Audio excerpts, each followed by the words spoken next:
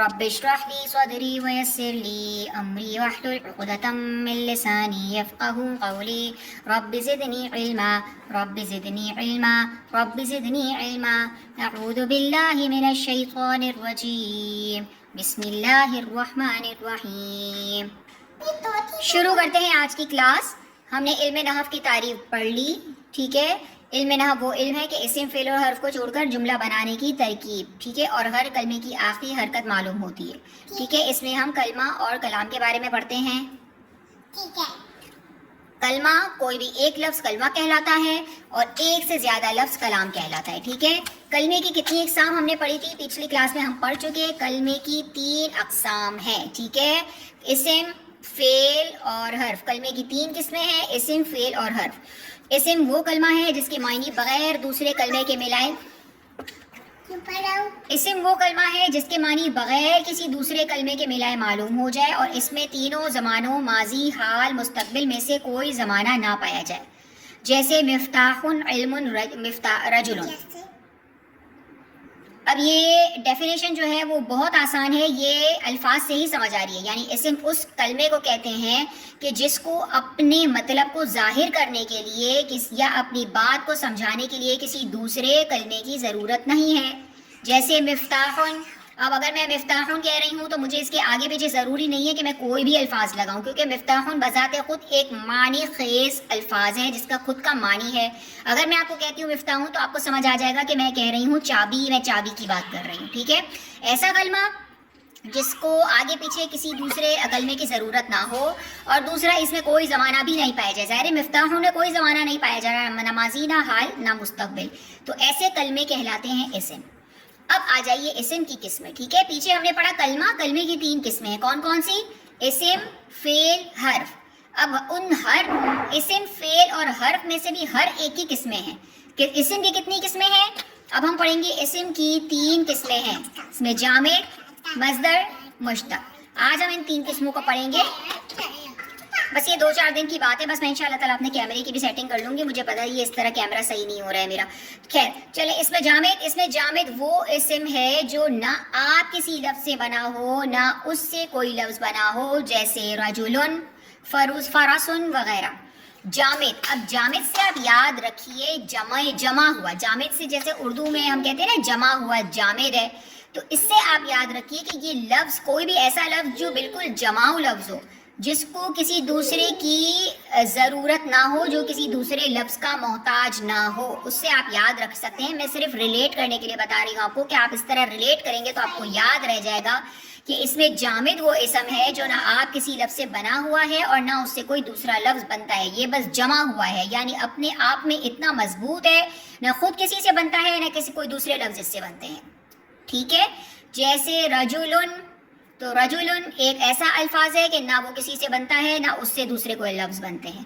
فرسن یعنی گھوڑا، فرسن ایسا لفظ ہے کہ نہ اس سے کوئی لفظ بنتا ہے نہ یہ خود کسی سے بنا ہوا ہے۔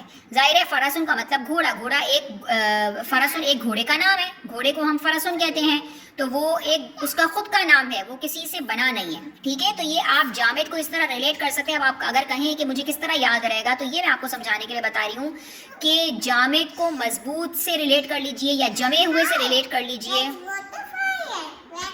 ٹھیک ہے۔ تو یہ میں صرف ریلیٹ کرنے کے لیے بتا رہی ہوں کہ جامد جمع ہوا مضبوط، اس سے آپ جامد یاد رکھ سکتے ہیں، ٹھیک ہے۔ یہ ایسے مضبوط الفاظ ہے کہ ان کو کسی دوسرے لفظ کے محتاج نہیں ہے۔ آ جاتے ہیں مصدر۔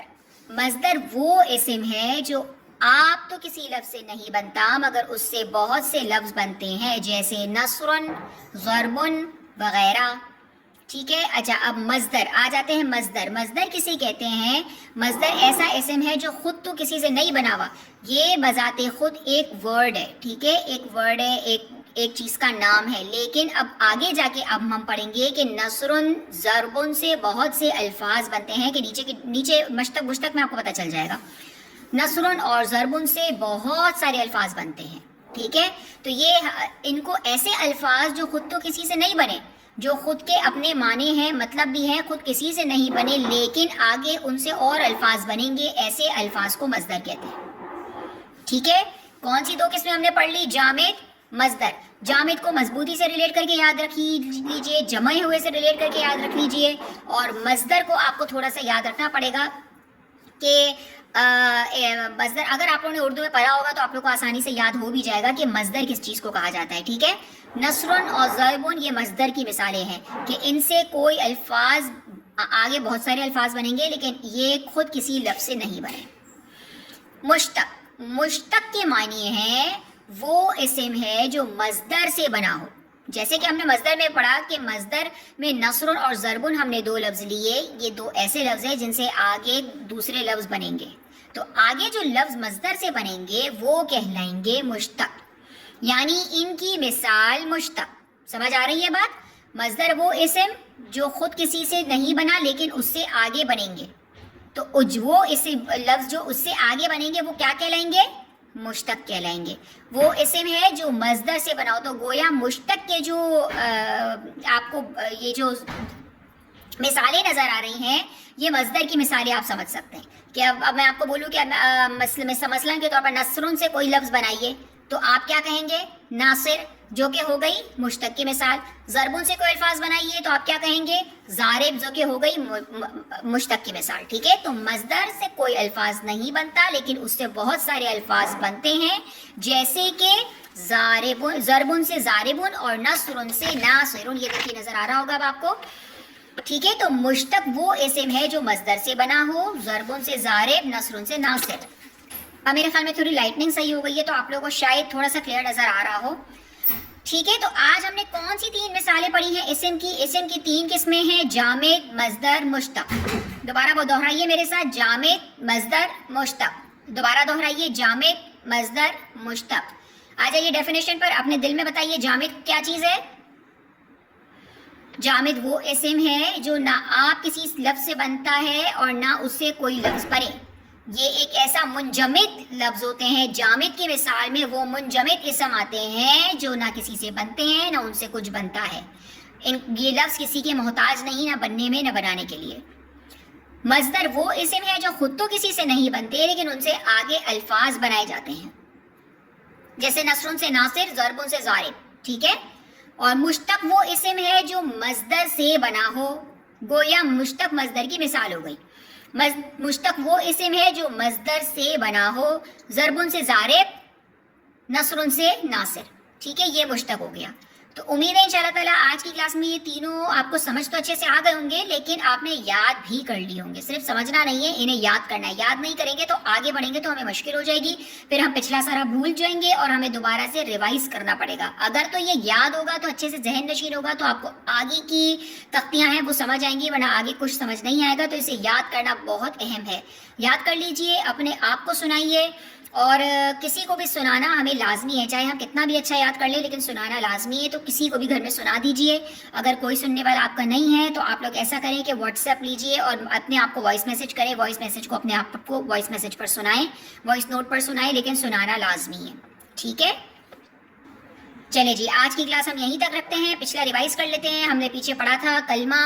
کلمے کی تین قسمیں ہیں, اسم, فعل اور حرف. ٹھیک ہے, اب کلمے کی پہلی قسم اسم ہے.